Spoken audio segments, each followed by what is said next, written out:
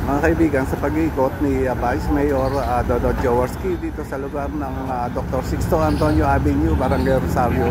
Ayun, napansin nyo na rin itong footbridge dito sa lugar na ito. No? Mapapansin nyo naman talaga na wala na rin sa ayos at bitak-bitak na o bingo-bingo na yung nabaitang nito na kinakailangan na talaga ma-repair. So ito ngayon ang pinag-uusapan ni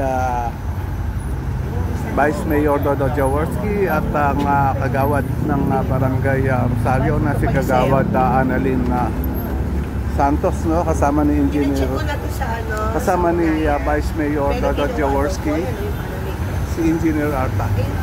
Dito mga kantong ito. Problema, pati yung bakal ninakaw. Ito na ngayon, nagkaroon po ng issue dahil nga dito, pag wala na yung kakapitan ng sapatos natin, madulas na yung pinakasemento niya. So, nag-usap ulit sa engineering, palalagyan na lang po natin ng textured na tiles para sa ganun, hindi na madulas yung ating mga pedestrian dito. Kasi hanggang sa kabila po yun, mapaparepair na. By admin na lang natin gagawin para kasi medyo malilitin yung hopefully pag palagyan ng tiles, repair na.